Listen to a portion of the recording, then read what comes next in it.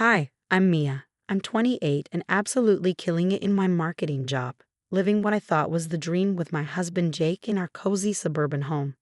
Life was good. Babe, can you help me move this couch?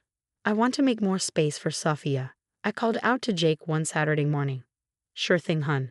How's she holding up? Jake asked as he joined me in the living room. 8 months pregnant and cranky as hell, but I get it. Being kicked out of your place for renovations when you're about to pop isn't fun, I said, laughing. We started rearranging the furniture, trying to make our guest room more comfortable for my sister, who had been staying with us for a couple of weeks. Despite her hormone-fueled meltdowns, it was nice having her around. So about the baby shower, Jake started, lowering his voice. Shh, walls have ears, remember? I whispered, glancing towards the stairs. But yeah, I've got most of it planned. You sure your dad won't spill the beans? Jake's face did that thing it always did when we talked about his father, a mix of love and frustration. Nah, he doesn't even know about it. Safer that way. I nodded, remembering the last time we tried to include Robert in a surprise. Subtlety wasn't exactly his strong suit. Speaking of your dad, I hesitated, unsure how to approach the subject. He's not coming over anytime soon, right? Jake raised an eyebrow. Not that I know of. Why? I shrugged, trying to play it cool. No reason, just, you know how he can be sometimes. Mia, come on, he's not that bad. Jake, the man, interrogated our mailman last month because he thought the guy looked suspicious. He's just protective, that's all. Old habits die hard, Jake said, brushing it off. I bit my tongue, holding back a retort. Robert's paranoia had caused more than a few awkward moments since Jake and I got married, but I didn't want to start an argument. Anyway, I changed the subject. I was thinking we could set up the backyard for the shower. String some lights, maybe get one of those cute balloon arches. Jake's face lit up. That sounds great. Sophia will love it.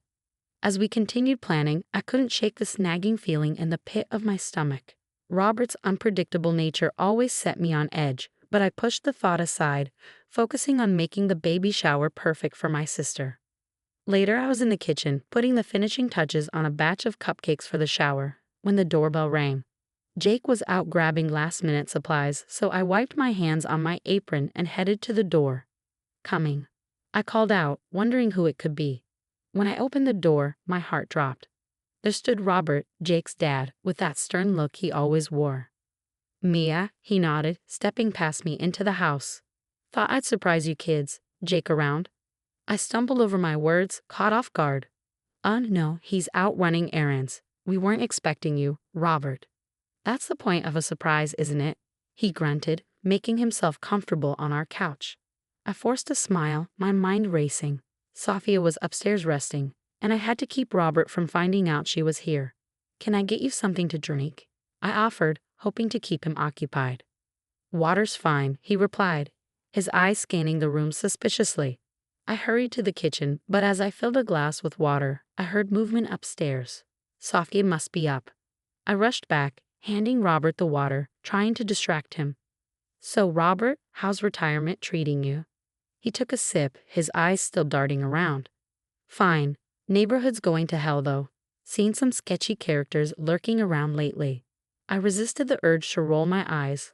Classic Robert, always on high alert. I'm sure it's nothing to worry about, I said calmly. Suddenly, the back door creaked open. My heart raced. Sophia must have stepped outside for some air. Before I could react, Robert was on his feet. Did you hear that? He whispered, his body tense. It's probably just the wind, I said quickly, but Robert was already moving toward the backyard. Followed him, panic rising in my chest. Robert, wait. I called, but he was already at the back door, peering out. I saw his body stiffen as he spotted a figure in the yard, Sophia, in her flowing maternity dress, her back to us. Mia, stay back, Robert growled. Before I could stop him, he'd burst through the door.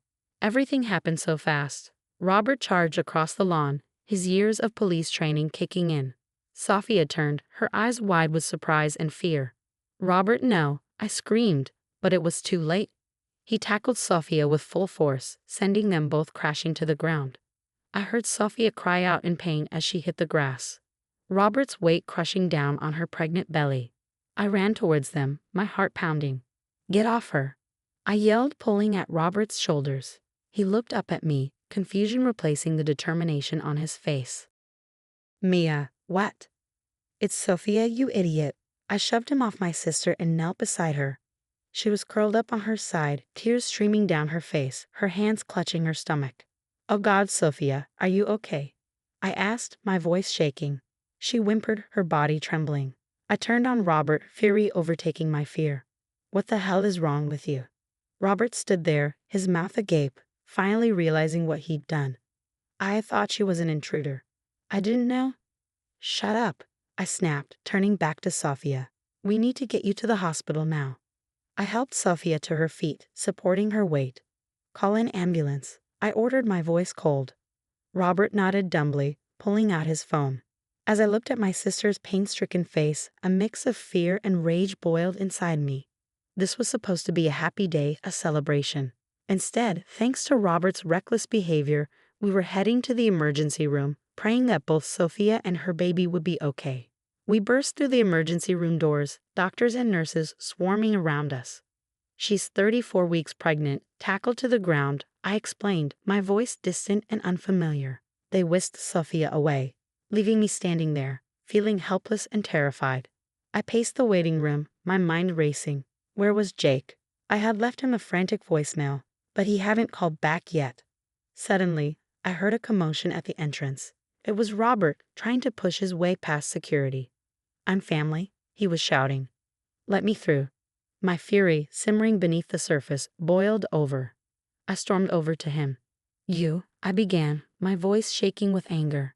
You have no right to be here. Look what you've done. Robert's face hardened. Now listen here, Mia. I was trying to protect. Protect? I laughed bitterly. You could have killed my sister and her baby. All because you can't control your paranoid impulses. I'm a trained officer, he started, but I cut him off. You're a menace. This isn't the first time your training has caused problems, is it? Robert's eyes widened slightly, a flicker of guilt crossing his face. Just then, Jake came running in, out of breath. Mia, what happened? Is Sophia okay? I turned to my husband, tears finally spilling over. Your father, I spat, tackled Sophia in our backyard. She's in emergency surgery right now. Jake's face went pale. He looked from me to his father, confusion and disbelief written all over his face. Dad, he asked weakly, is this true? Robert straightened, his jaw set. Son, I thought she was an intruder. I was trying to protect your home. Jake ran a hand through his hair, looking lost. But Sophia, how could you not recognize her? It all happened so fast, Robert muttered, not meeting Jake's eyes. A doctor approached us then, her face serious. Family of Sophia Davis. Yes, I said quickly, stepping forward. I'm her sister. How is she? The doctor took a deep breath.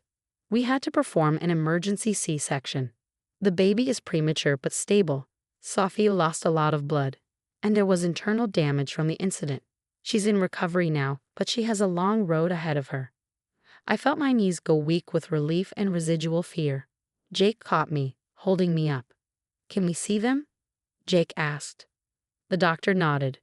In a little while, I'll have a nurse come get you. As she walked away, I turned to Jake, my voice low and intense. What aren't you telling me about your father? Jake's eyes darted to Robert, who stood awkwardly to the side. Mia, this isn't the time. No, I insisted.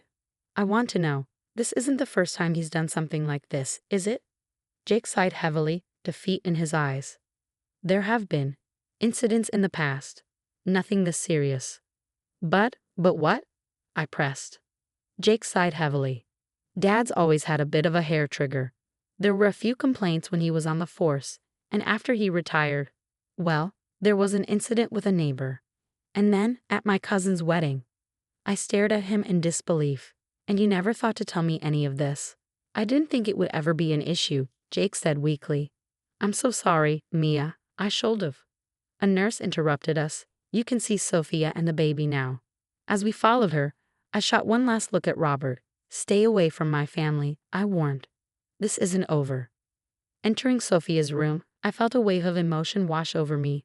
Seeing her so pale, hooked up to machines, and her tiny daughter in the incubator nearby, I felt a new resolve harden within me. This would never happen again. The weeks following Sophia's emergency C-section were a whirlwind of hospital visits, legal consultations, and tense conversations with Jake. I was determined to press charges against Robert, despite Jake's initial reluctance. "Mia, please," Jake pleaded one night. "He's my father. Can't we just—" "Just what?" I snapped. "Pretend this never happened." "Your father could have killed Sophia and the baby. This isn't something we can sweep under the rug." Jake sighed. "I know. It's just he's family. Sophia's family too," I reminded him. "And she's the one lying in a hospital bed." Finally, Jake nodded. "You're right, we have to do this." The investigation into Robert's assault on Sophia uncovered a disturbing pattern of aggressive behavior. There were complaints from Robert's time on the force, incidents with neighbors, and even a restraining order from a former colleague. As the evidence piled up, I noticed a shift in Jake. He stood taller, spoke more firmly when we met with the prosecutor, and insisted on pursuing the case to the fullest extent of the law. At Robert's sentencing, he stood before the judge, looking smaller and older than I ever seen him. "Your Honor," the prosecutor began, "Mr. Thompson's actions demonstrate a clear pattern of aggressive behavior that poses a danger to society. We ask for the maximum sentence." Robert's lawyer argued for leniency, citing his age and years of service. But the judge wasn't swayed. "Mr. Thompson," the judge said sternly, "your background as a police officer makes your actions even more egregious. You, of all people, should know better." In the end, Robert was sentenced to 200 hours of community service and mandatory anger management classes. He avoided jail time, but the judge made it clear that any future incidents would result in severe consequences. As we left the courthouse, Jake turned to his father. "Dad, I think it's best if we don't see each other for a while. You need to get help." Robert opened his mouth to argue but stopped. For once, he seemed to understand the gravity of the situation. He nodded silently and walked away. 6 months later, our backyard was filled with laughter and the soft coos of a baby. We were finally having that baby shower for Sophia and little Emma, who had grown into a healthy, chubby-cheeked bundle of joy. "To new beginnings," Jake said, raising his glass in a toast. Sophia smiled, bouncing Emma on her knee. "And to family, the ones who stick by you, no matter what." I looked around at the faces of our friends and family, feeling warmth spread through my chest. We had been through hell, but we'd come out stronger. Just then, my phone buzzed with a news alert.